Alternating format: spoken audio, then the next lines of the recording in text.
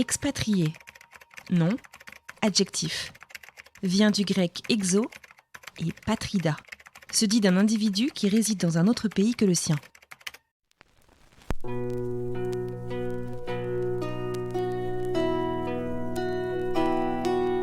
Et c'était Mr. Rogers, je crois, à la télévision américaine, qui disait que même dans les pires moments, même dans les pires crises, look for the helpers, cherchez ceux qui aident, c'est d'eux dont on a besoin. Que chacun, à l'échelle de ses moyens, essaie de faire quelque chose pour aider ce peuple parce qu'ils en ont besoin.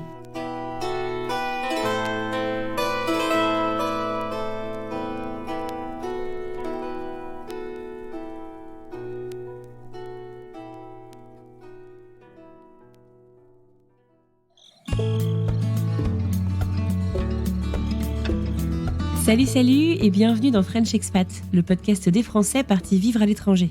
Moi, c'est Anne-Fleur Andrely, je suis basée à Boston sur la côte nord-est américaine et aujourd'hui je vais vous livrer un témoignage important. Celui de Guillaume Tack. Français d'origine polonaise, Guillaume vient de recevoir son diplôme de journaliste. Et c'est lors d'un voyage dans les pays de l'Est afin de renouer avec des membres de sa famille qu'il tombe amoureux de l'Ukraine et décide de s'y installer pour devenir correspondant de presse. Ça, c'était en septembre 2021. Depuis, son quotidien a changé du tout au tout. Mais son amour du pays et de ses habitants est resté intact. Et c'est cette histoire que je vous propose de découvrir aujourd'hui.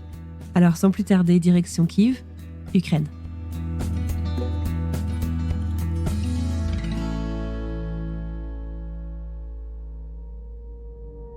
Alors là on se trouve actuellement au poste frontière de Medyka, qui est à quelques kilomètres de la ville polonaise de Przemyśl, qui est la dernière grande ville polonaise avant la frontière ukrainienne. Et comme vous pouvez le voir autour de nous, les réfugiés affluent en fait, fuient le conflit, sont pris en charge ensuite par des bus ici qui les amènent jusque dans le centre de Przemyśl. Et de là ils sont pris en charge soit par des organisations humanitaires, soit ils peuvent prendre des bus ou des trains pour les acheminer vers la Pologne, l'Allemagne, la France. Pour ceux qui ont de la famille, ils la rejoignent, d'autres vont voir des amis, des connaissances ou sont aidés par des hommes. Combien de temps est-ce qu'il reste ici? C'est très long, c'est très long. J'ai eu, pour parler de l'autre côté de la frontière, j'ai parlé à un monsieur qui attendait sa femme et sa fille. Sa femme a attendu 73 heures de ce côté-là et elle n'était pas encore passée. Le monsieur est toujours en train d'attendre. Du côté ukrainien. Du côté ukrainien, ouais, du côté ukrainien.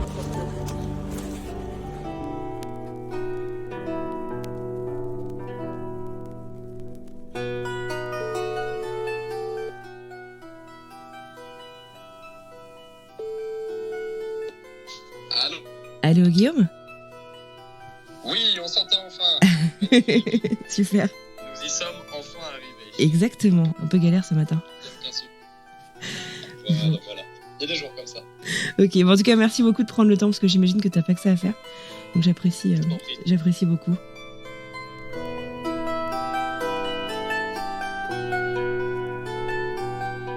Bien écoute, je m'appelle Guillaume Tack, j'ai 26 ans, j'en aurai 27 le 19 juin. Je me trouve actuellement à Kiev, donc la capitale de l'Ukraine, et je suis initialement originaire de Charente-Maritime, mais j'ai fait mes études à Bordeaux où j'ai résidé pendant à peu près 8 ans.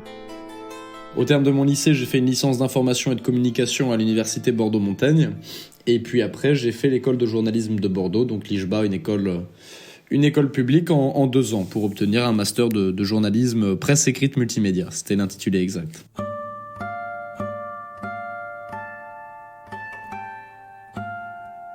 Je ne suis pas certaine qu'il existe un profil véritablement typique de correspondant de presse à l'étranger.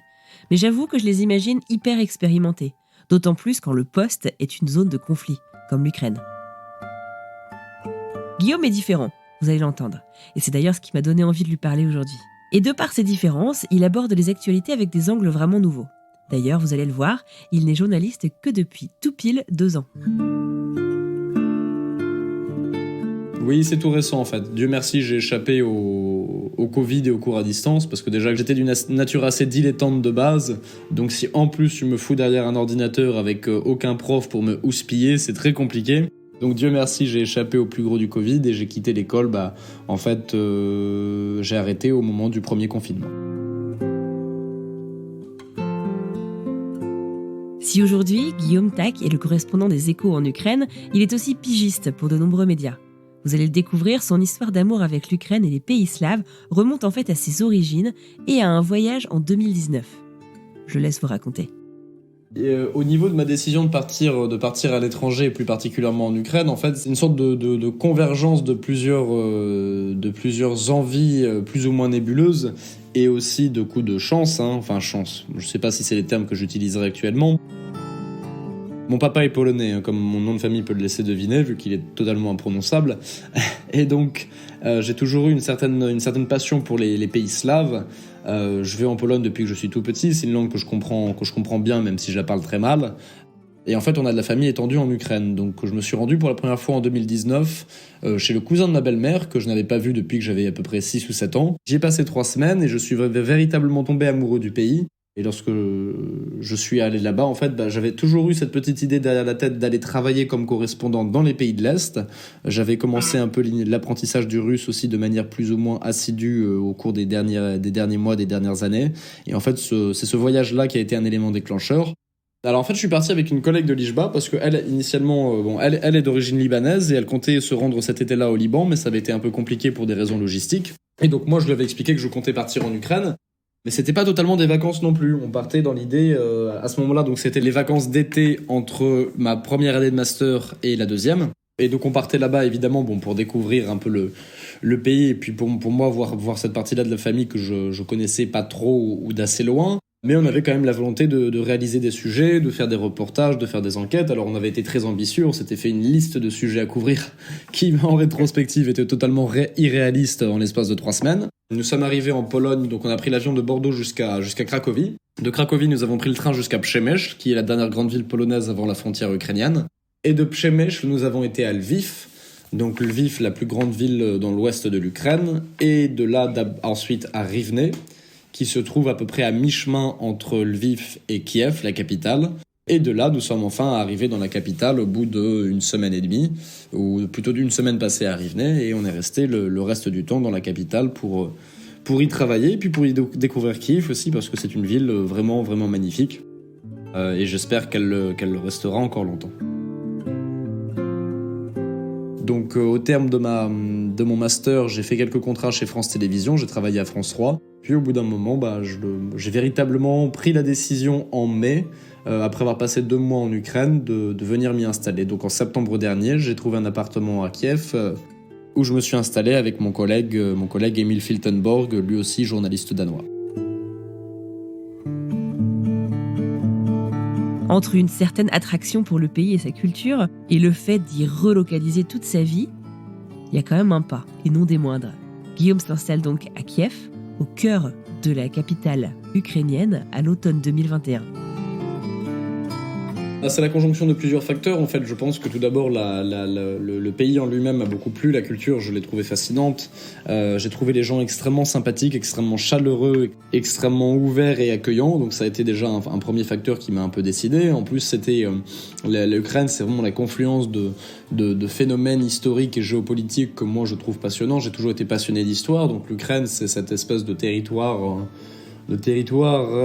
convoité, on va dire, tant par l'ouest que par l'est, ni vraiment européen, mais qui n'est pas non plus pas l'Europe, si je puis dire. Et d'ailleurs, plus je passe de temps en Ukraine, plus je me rends compte que l'Ukraine, à mon sens, c'est le centre de l'Europe. C'est le centre des préoccupations européennes, c'est le centre même de ce qu'on appelle communément les valeurs européennes.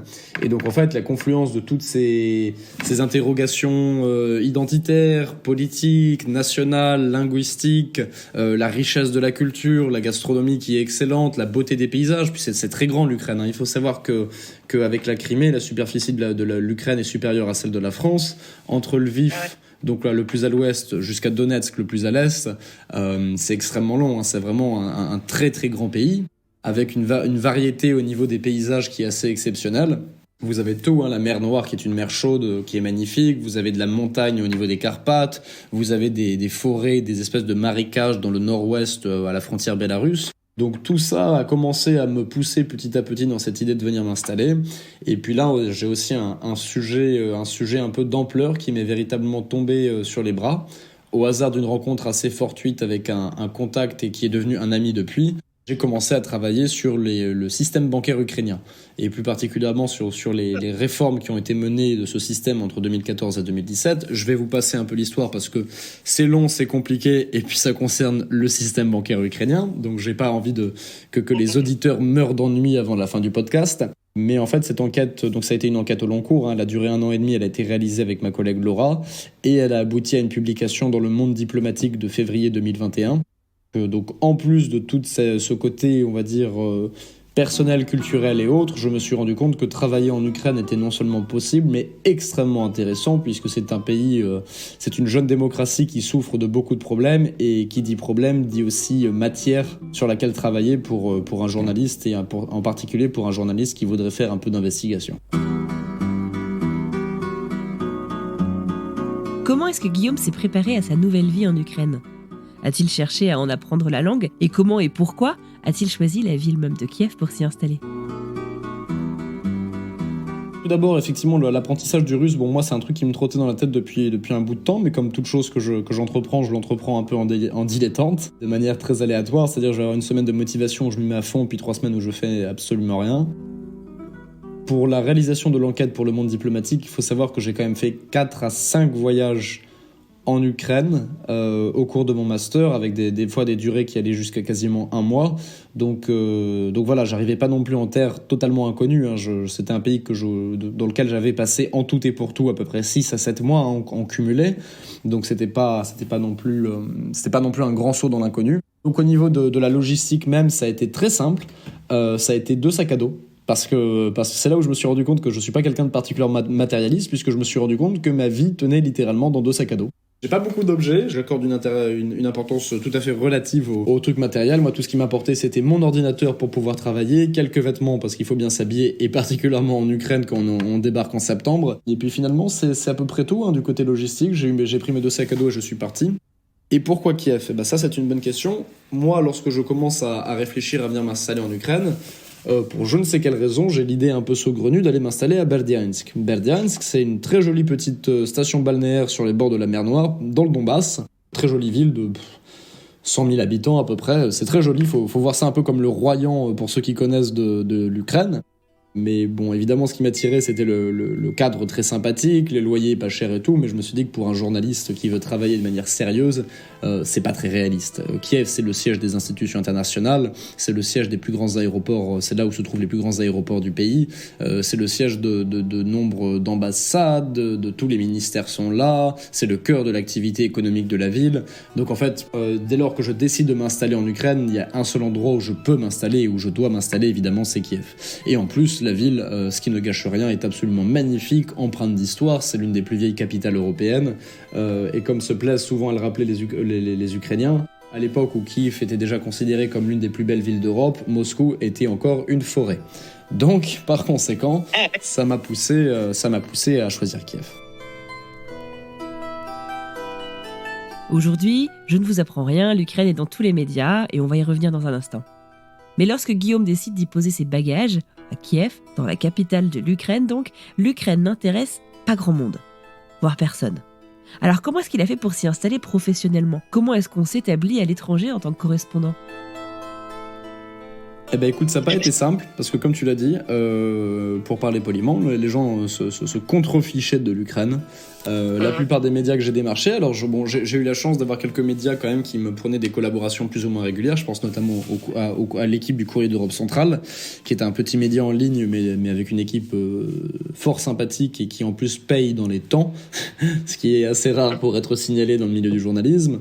Je travaille aussi pour un média américain qui s'appelle The Defense Post, donc comme son nom l'indique, qui est concentré sur des questions de défense et de sécurité. Et déjà à l'époque, en Ukraine, ça ne manquait pas spécialement.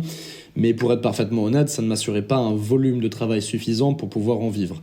J'ai effectué quelques reportages aussi pour la radio belge, la première. Mais là encore, c'était vraiment au lance-pierre, si tu veux. C'était au coup par coup, en fait. J'envoyais des propositions, et pour 10 propositions envoyées, je me considérais heureux s'il y en avait une qui était acceptée. Donc ça a été au début. Et donc évidemment, il fallait bien manger. Donc ce que j'ai fait, c'est qu'en fait, je suis tombé un peu par hasard sur une annonce sur un groupe d'expatriés français à Kiev. une entreprise ukrainienne cherchait des doubleurs, des voice actors, pour doubler des espèces de spots, pas vraiment publicitaires, mais des espèces de vidéos un peu virales qui passent sur Facebook et sur d'autres réseaux sociaux. Je me suis rendu à l'entretien d'embauche, ça s'est extrêmement bien passé. Moi qui ai toujours voulu faire du théâtre en plus, donc ça correspondait un peu à ma fibre un peu volubile, artistique si tu veux. Donc évidemment, même si le produit fini était pas glorieux, mais c'était assez drôle de pouvoir expérimenter un peu avec ça. Et donc j'ai été engagé temporairement du moins comme French Localization Executive. Donc je faisais à la fois du doublage, mais j'étais aussi chargé de la traduction de textes de l'anglais vers le français, de la correction, de la supervision d'autres doubleurs. Donc c'est ça qui me permettait véritablement de vivre en Ukraine, parce que ce n'étaient pas les quelques maigres piges que j'arrivais à vendre à ce moment-là qui me permettaient de survivre. Donc ça a été pour l'installation initiale, disons. En septembre 2021, ça ressemble à quoi la vie en Ukraine, la vie sur Kiev? Tu vois, ça ressemble à quoi ton quotidien? Qu'est-ce que tu fais? Enfin, tu fais pas que travailler, j'espère. Non, Dieu merci, même si évidemment je te cache pas que ça c'est un peu comme ce que te disent les profs, tu sais, lorsque les gens traitent les profs de feignants et les profs leur rappellent ouais mais ce que vous voyez, c'est-à-dire moi en classe devant vos élèves, c'est une partie presque infime du travail puisque l'essentiel se fait à la maison, et la réalité du travail de pigiste c'est un peu la même. Lorsqu'on arrive enfin à vendre un article et qu'on travaille sur l'article, ça doit pas faire oublier les heures, voire les jours passés à démarcher des médias, relancer les médias pour lesquels on a travaillé, contacter, faire des demandes de contact pour les différents sujets, se renseigner, lire la presse locale, lire la presse internationale, passer du temps sur les réseaux sociaux, soigner sa communication. Un pigiste, ça doit vraiment être une sorte de couteau suisse en fait, un chef d'entreprise qui doit être capable de tout faire. Par conséquent, énormément de mon temps était absorbé par le travail, mais Dieu merci, j'ai aussi trouvé le temps de me constituer un cercle d'amis assez étendu ici, d'Ukrainiens, d'expatriés comme moi, qu'ils soient allemands, qu'ils soient danois, comme mon coloc, qu'ils soient britanniques, américains. Il faut savoir qu'à Kiev, en tout cas malheureusement avant le début de la guerre, il y avait une grande communauté d'expatriés. Donc j'ai la chance de m'être fait beaucoup d'amis et de très bons amis. La plupart étaient assez branchés sur la scène électro et DJ un peu underground, on va dire, de la ville de Kiev. Donc j'ai passé pas mal de temps en boîte de nuit aussi. Et puis généralement profiter de la ville, parce que Kiev est une ville magnifique, il y a beaucoup de choses à voir, il y a des très beaux musées à visiter, la gastronomie y est excellente. Puis voilà, je lisais, je m'occupais, je voyais mes amis. Une vie somme toute assez classique, juste dans un pays étranger.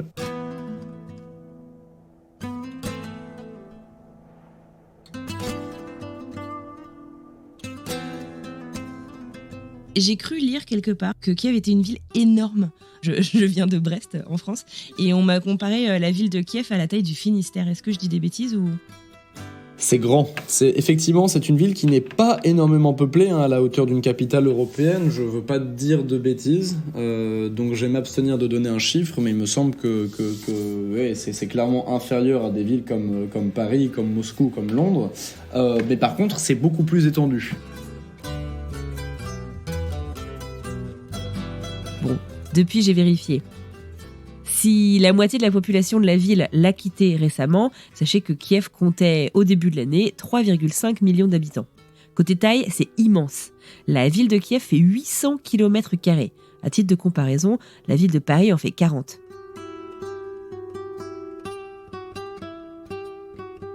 Tu as effectivement des quartiers vraiment gigantesques résidentiels, avec ce qu'on appelle les bloquis, tu sais, ces espèces de grandes constructions soviétiques, là, ces grands immeubles d'habitation, avec des très très grandes avenues perpendiculaires. C'est là où on voit l'urbanisme soviétique dans toute sa splendeur. Et je dis ça sans trace d'ironie d'ailleurs, parce qu'il faut savoir que l'Ukraine, comme beaucoup de l'Union soviétique, a été ravagée pendant la Seconde Guerre mondiale.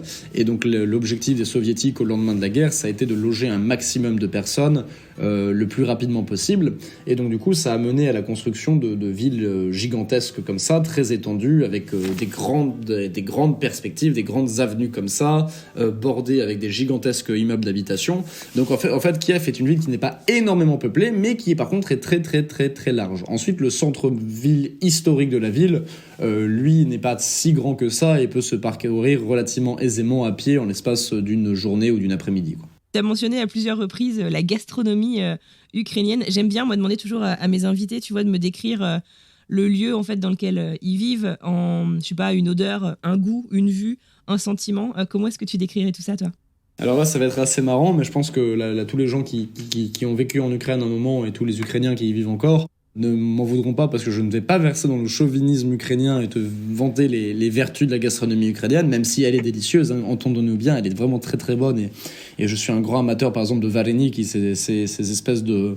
Comment décrire ça ? Une espèce de raviole en fait. C'est comparable au pierogi polonais si tu connais. Mais je dirais que les goûts que j'associe le plus à l'Ukraine, c'est ceux de la gastronomie géorgienne. Parce que les Ukrainiens sont très friands de nourriture géorgienne. Il y a des restaurants géorgiens absolument partout. Et s'il y a un plat qui me fait envie à un instant T en Ukraine, ça sera indéniablement le khachapuri. Le khachapuri, je pense que d'ailleurs les Géorgiens me reprendront sur ma prononciation, c'est une sorte de... C'est ni plus ni moins que du pain avec du fromage fondu dessus, mais ça serait pas vraiment lui rendre justice que de le décrire comme ça, donc je vais vous donner la version qu'on appelle pas Adjarsk, donc à l'Adjarienne, qui est une région de la Géorgie. En fait, c'est un peu en forme de barque, c'est une espèce de pain un peu gonflé, donc les bords sont particulièrement gonflés, au milieu il y a du fromage fondu qui est absolument délicieux, il craque un œuf dessus, et après tu mélanges ça, et tu découpes des morceaux du pain, tu trempes dans le fromage, et il suffit d'un seul pour te boucher les artères, mais c'est absolument délicieux. Car ça avec une petite bière ou avec un petit saperavi, donc un petit vin rouge géorgien, c'est excellent. Je le recommande fortement.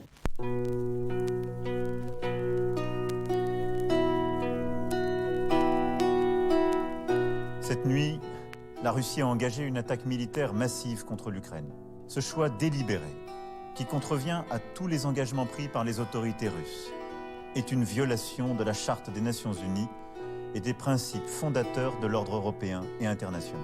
Je veux saluer le courage et la détermination du président ukrainien, des autorités et du peuple ukrainien. Leur liberté est la nôtre. Le 24 février dernier, Vladimir Poutine, président de la Fédération de Russie, annonçait l'invasion de l'Ukraine et la guerre entre la Russie et l'Ukraine commençait. Mais où était Guillaume lorsque la guerre a été déclarée à son pays d'adoption ? Ça, c'est une très bonne question. Le hasard du calendrier a fait que j'étais en France. J'étais à Bordeaux. Non, pardon, je n'étais même pas à Bordeaux, j'étais à Saintes en Charente-Maritime, chez la mère de ma copine à ce moment-là, avec ma copine, pour fêter son anniversaire, puisqu'elle est née le 24 février. En fait, je suis rentré en France le 15 février, puisque mon visa en Ukraine venait d'arriver à expiration. Il faut savoir qu'en Ukraine, pour y rester plus de 3 mois, il faut avoir un visa. Donc j'ai demandé le visa D qui est ouvert aux représentants de médias étrangers et aux journalistes étrangers qui exercent dans le pays. Et le problème, c'est qu'en fait, ensuite, ce visa, pendant 3 mois, te donne le droit à demander ce qu'on appelle un permis de résidence temporaire, qui dure 1 an, qui te donne le droit de résider en Ukraine pendant 1 an et qu'il faut faire renouveler tous les ans. Le problème, c'est que, ayant moi aussi, comme Monsieur Cahuzac, une phobie administrative, j'ai repoussé. Et donc, au final, je me suis retrouvé à partir. Donc, en fait, j'ai passé près d'un mois dans le Donbass pour y réaliser des reportages. Et puis ensuite, je quitte le Donbass. Je rentre à Kiev le matin. Et le soir même, je prends un avion. Je m'envole pour la France. Et seulement, pas plus d'une semaine après, la Russie envahit l'Ukraine.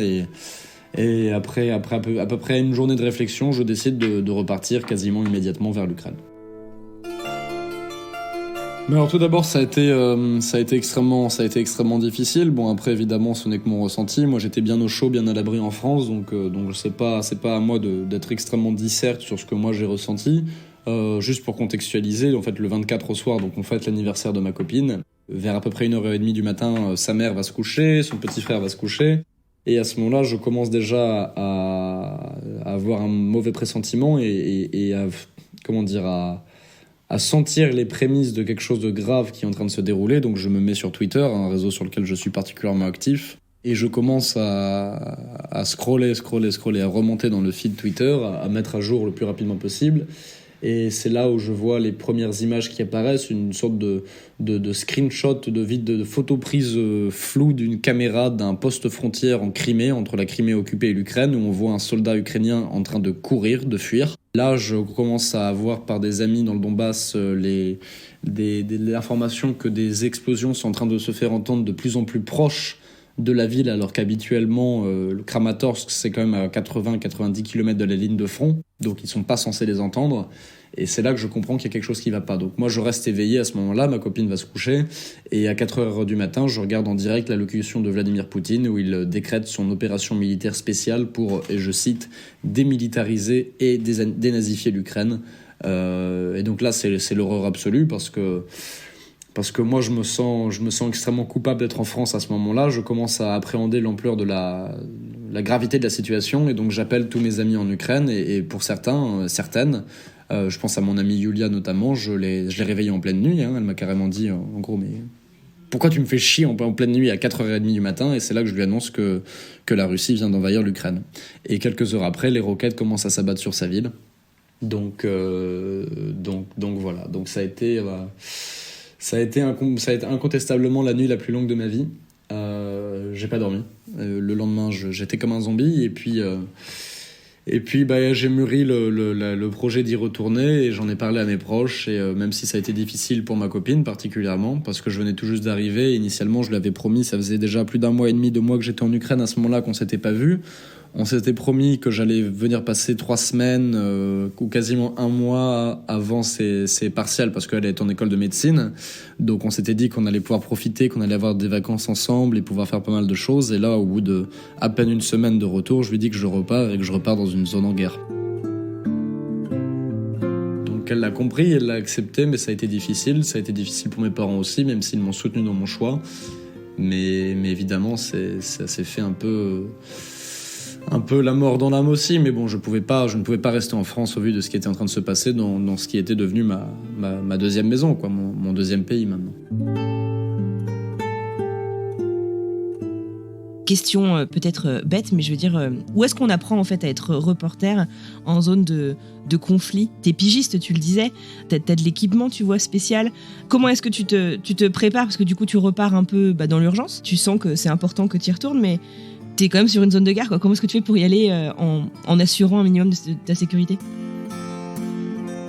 Effectivement, comme tu le mentionnes si justement, il n'y a pas de formation. En tout cas, à l'école, on ne nous prépare pas au journalisme de guerre. Et là, je jette pas la pierre à l'IJBA, à mon école. Entendons-nous bien, l'IJBA, c'est l'Institut de journalisme Bordeaux-Aquitaine. C'est celui que j'ai fait, là où j'ai suivi un master de journalisme. Je ne leur jette pas la pierre parce que les correspondants de guerre, je pense que statistiquement, c'est vraiment une portion infime de la profession. Donc, c'est difficile de dispenser des cours là-dessus, d'autant plus que pas un conflit n'est similaire à un autre. La Syrie, c'est pas l'Irak, l'Irak, c'est pas l'Afghanistan, c'est pas les guerres en ex-Yougoslavie. Donc c'est difficile, moi, d'autant plus que, comme tu le sais, j'étais venu en Ukraine pour être correspondant, j'étais pas venu en Ukraine pour être reporter de guerre. Il se trouve que c'est la guerre qui m'a rattrapé en Ukraine et pas l'inverse. Donc c'est de l'improvisation, mais c'est une improvisation qui est informée aussi par l'expérience d'autres journalistes. J'ai contacté des journalistes plus expérimentés, j'ai lu sur la question, j'ai lu les guides de sécurité. Alors ensuite, il y a également des formations qui sont je pense notamment au stage armé qui est organisé chaque année en novembre, il me semble, par l'armée de terre française pour former les journalistes au journalisme sur des terrains hostiles, sur des zones de combat. Moi, malheureusement, j'ai pas eu le loisir de choisir de faire cette formation puisque, de toute façon, la guerre a commencé avant que je puisse le faire. Mais par contre, lorsque je suis reparti, en fait, je suis parti avec un petit groupe de journalistes, des collègues à qui je fais confiance, et on s'était fixé comme règle, comme condition sine qua non pour passer en Ukraine, c'était de se faire livrer du matériel. Donc là, je tiens à saluer la rédaction des Échos, pour lesquels je suis désormais correspondant en Ukraine, qui se sont débrouillés pour me faire acheminer des protections balistiques, entendant donc un gilet pare-balles. J'avais déjà acheté avec un collègue des casques avant de partir. On a décidé de partir en connaissance de cause, en s'étant préparé un minimum, en disposant d'équipements balistiques. Après, de toute façon, la règle un peu du journalisme, c'est qu'il faut avoir ces équipements, mais que si vous avez besoin de les utiliser, vous vous êtes déjà mis dans une situation très difficile. Donc en fait, le journalisme de guerre, ça ne s'apprend que sur le terrain, j'ai envie de dire. Il faut se préparer physiquement, il faut se préparer avec de l'équipement, mais il faut se préparer aussi psychologiquement parce que c'est des scènes qui vont être très dures, insoutenables parfois, et c'est important de se préserver parce que si on ne se préserve pas, on ne peut pas faire de journalisme, on ne peut pas rapporter l'information, et c'est pour ça qu'on est là. On reste des professionnels avant tout, et un vrai professionnel se doit d'être équipé et préparé avant de partir dans ce genre de zone. Qu'est-ce qui se passe? Lève la caméra et demande qui. Ouais, voilà. pense que je vais laisser. On telebaczenie Piatmir, TV5 Monde, ja и он, французская национальная газета Les Échos. Ну и да, то есть, несмотря на военное положение, Украина остается правовым государством, и мы действуем в рамках закона. Конечно, мы прекрасно понимаем это. Большое спасибо. Спасибо вам. Problème d'accréditation, effectivement. C'est le souci. Tant qu'on n'aura pas l'accréditation du ministère de la Défense, ça va être compliqué de filmer et de pouvoir photographier. Même à l'entraînement. Surtout à l'entraînement. Ouais. Parce que c'est considéré comme un objet stratégique. Hi guy, I'm an Italian colleague. Hey, how are you? Nice to meet you. Very nice Hello, to meet you. ciao. I listen. We need an accreditation. T'es pas tout seul, tu le disais, tu n'évolues pas tout seul et j'imagine que c'est très important. Comment est-ce que collectivement vous décidez en fait des sujets, des histoires, de à qui vous allez tendre le micro pour dire ça de manière un peu simple? Bah écoute, nous on a l'avantage d'être partis en fait à 3. Je me trouve avec Luc Hortel qui est journaliste vidéo et qui travaille principalement pour TV5 Monde, mais pas que. Je suis avec le photographe Alexis Lopez, photographe de talent, et qui par ailleurs a aussi une chaîne YouTube sur laquelle il fait une sorte de chronique un peu de notre périple en Ukraine, et il y réalise des vidéos qui à mon sens ont un ton en plus très juste entre l'information et puis ça verse pas non plus dans le divertissement un peu voyeuriste et outrancier que c'est toujours le risque sur ce genre de terrain. Donc le fait qu'on ait tous les trois ces compétences très différentes, puisque moi je suis plutôt presse écrite, ça fait qu'on se marche pas dessus. Et tous les jours, en fait, on fait notre propre petite conférence de rédaction. En fait, on décide de quel sujet on va traiter, comment on veut le traiter, pour quel média exactement. Moi, je sollicite mes contacts parce que, bon, mine de rien, l'Ukraine, ça fait 3 ans que je viens, donc j'ai des contacts institutionnels, politiques, dans l'armée, au sein de la société civile. Et donc on se met d'accord sur les sujets qu'on veut traiter. Et puis après, on organise la logistique, le déplacement, la prise de contact, ce genre de choses-là. Sachant que pour le moment, on reste sur des sujets plutôt en retrait du front, des sujets un peu plus froids, mais que là, à terme, dans les jours à venir, on va commencer à s'aventurer un peu plus proche des combats, et ça, on le fera après s'être entretenu, notamment, là, je dois voir dans 1 ou 2 jours, un certain Bryce Wilson, qui est un journaliste de conflits expérimenté, avec qui on va pouvoir discuter de tout ça et comment appréhender les prochains jours. Donc voilà, ça demande de la préparation, ça demande une organisation, ça demande une concertation. Et puis l'avantage d'être 3, c'est qu'on a 3 cerveaux en état relatif de fonctionnement. Et ça nous permet de prendre des décisions réfléchies et informées tous ensemble.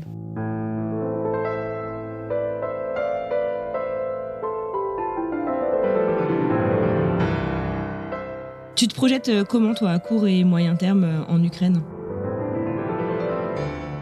Alors c'est une excellente question. Je suis de retour dans mon appartement à Kiev, là, que j'ai le plaisir de retrouver après plusieurs mois passés loin d'ici, évidemment. Je considère Kiev comme notre QG, comme notre sorte de base opérationnelle, si tu veux. Je suis dans un environnement familier avec des gens autour de moi sur lesquels je peux compter. Donc moi, je m'inscris dans un temps long en Ukraine, dans le sens où l'Ukraine, c'est ma terre d'élection, on va dire. J'ai choisi de venir y vivre. Et je sais que quand bien même les canons se tairaient demain, il va falloir suivre pendant encore très longtemps les conséquences dramatiques de cette catastrophe humanitaire et géopolitique. Par conséquent, je me vois rester en Ukraine pour les prochains mois, voire pour les prochaines années. J'exclus évidemment pas de prendre des breaks de temps en temps et de rentrer voir ma famille en France ou même d'aller passer quelques jours boire du vin moldave dans les collines de l'ouest de l'est de la Moldavie, ne serait-ce que parce que c'est important de se ménager aussi. La situation est suffisamment dure. Il faut aussi se préserver, même si on est tenté de toujours être sur le terrain. Donc voilà, moi mon futur à plus ou moins long terme est en Ukraine. Après, dans quelles conditions, évidemment, ça reste à décider, puisque la situation militaire, j'entends, évolue non pas de jour en jour, mais quasiment de minute en minute. Donc je vais exercer tant que je le peux à Kiev, et puis après on avisera. Est-ce qu'il y a un truc que tu ferais différemment ? Tu vois, rétrospectivement, là, ça fait un peu plus de 6 mois que tu es parti vivre en Ukraine. Est-ce que... Je sais pas s'il y a quelque chose que tu ferais différemment, ou est-ce qu'il y a un conseil, tu vois, que t'aurais bien aimé qu'on te donne avant de t'installer ou de te lancer dans ce nouveau type de journalisme pour toi, finalement ? Eh bien, en fait, non. Non. Ça va peut-être paraître pour de la suffisance, mais ça l'est pas du tout. C'est plus une question de d'accepter les circonstances. On peut pas refaire l'histoire. S'il y a une chose que je changerais, évidemment, ça serait que l'autre... on va utiliser des termes polis, donc que le président de la Fédération de Russie, Poutine, n'aurait pas attaqué ce pays et n'aurait pas massacré autant de civils innocents. Mais bon, ça, évidemment, c'est hors de... C'est hors de la portée de notre discussion. Donc s'il y avait quelque chose à refaire, j'aurais sans doute souhaité être en Ukraine au moment du début de l'invasion, mais pas pour des raisons professionnelles, mais plutôt pour des raisons personnelles, pour pouvoir rassurer immédiatement mes proches et mes amis ici à Kiev, pour pouvoir me retrouver avec eux, boire un thé, discuter, et puis peut-être les aider du mieux que je puisse, même si j'ai essayé de le faire à distance. Après, je regrette pas la manière dont j'ai effectué les choses jusqu'à présent, et j'ose espérer que ça va s'arranger. J'ose espérer qu'une situation diplomatique pourra être trouvée, parce que chaque minute qui passe, c'est des civils qui meurent. Et puis bon, c'est pas que des civils, hein. Je pense aussi aux pauvres conscrits russes qui ont été envoyés pour beaucoup sans même savoir où ils allaient. C'est des gamins de 18, 19, 20 ans ils sont plus jeunes que moi, et ils sont envoyés à une mort certaine pour un combat qui n'est pas leur et qui n'a pas lieu d'être. Donc c'est surtout à tous ces gens-là que je pense. Moi, si c'était à refaire, je ferais les choses exactement comme je les ai faites jusqu'à présent. Pour conclure, le mot de la fin, Guillaume vous l'adresse à vous, auditeurs et auditrices de French Expat. Si jamais parmi ton public, il y a des gens qui souhaiteraient aider les Ukrainiens, il y a déjà eu des mouvements de solidarité pour l'Ukraine que je trouve admirables et qui apportent beaucoup de baume au cœur des civils ici. J'inciterai les gens parmi tes auditeurs et auditrices à s'engager comme ils le peuvent, même si c'est juste faire un don à une association humanitaire, même si c'est juste donner des vieux vêtements qu'ils ne mettent plus, même si c'est proposer, je sais pas, un hébergement temporaire à une famille ukrainienne. Voilà, je pense qu'on a tous notre petite pierre à apporter à l'édifice de l'humanité, hein, tout simplement. C'était Mr. Rogers, je crois, à la télévision américaine, qui disait que même dans les pires moments, même dans les pires crises, look for the helpers, chercher ceux qui aident. C'est d'eux dont on a besoin. Donc voilà, ça serait le mot de la fin, que chacun, à l'échelle de ses moyens, essaie de faire quelque chose pour aider ce peuple, parce qu'ils en ont besoin. Super, je te remercie de l'avoir ajouté d'ailleurs. Très bien, et ben écoute, moi c'est tout bon pour moi. Super, ça me fait plaisir. Je te dis un grand merci d'avoir pris le temps, c'est super sympa. Mais il n'y a aucun problème.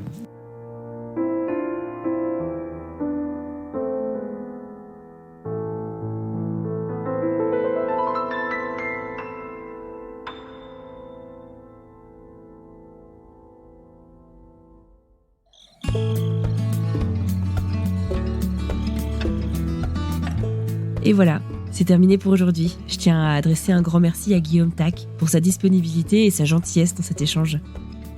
Si vous aussi vous souhaitez contribuer à votre échelle, comme le suggère Guillaume à la fin de cet épisode, sachez qu'il y a plein d'associations qui sont disponibles et qui cherchent à organiser, que ce soit des collectes de fonds, mais aussi de matériel pour les gens qui sont sur place ou qui ont été délocalisés. Je vous mets également dans les notes de la description de cet épisode un article de Marie-Éléonore Noiret, de l'équipe de French Morning, qui a fait une liste, forcément non exhaustive puisque ça bouge beaucoup, d'associations humanitaires qui organisent des collectes de fonds et de matériel pour soutenir le peuple d'Ukraine. Le sujet de cette semaine est assez lourd, alors je vous remercie de nous avoir écoutés jusqu'au bout, j'espère que ça vous a plu et que ça vous a quand même appris d'autres choses. C'était important pour moi de réagir sans pour autant faire dans le sensationnel, parce que je crois qu'on est dans une période qui est facile pour personne. Et j'étais contente de pouvoir échanger avec Guillaume sur son amour profond de l'Ukraine et de pouvoir mettre ensemble en avant et en valeur ce territoire qu'il aime tant. Et sans réelle transition, je vous propose d'écouter quelques indices sur la destination de la semaine prochaine.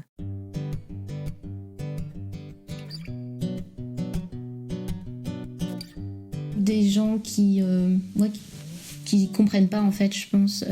Ça va être pas forcément méchant, mais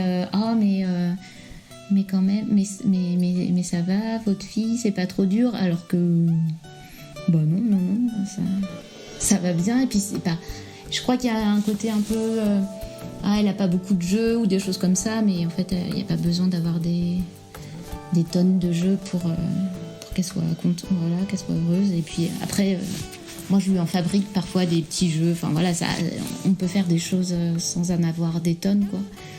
C'est pas compliqué et c'est pas un frein pour son développement.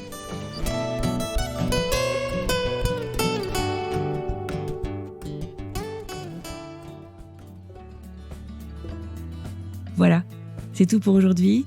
Je vous remercie sincèrement de nous avoir écoutés. Je vous souhaite une très bonne journée et je vous dis à mardi pour une nouvelle histoire.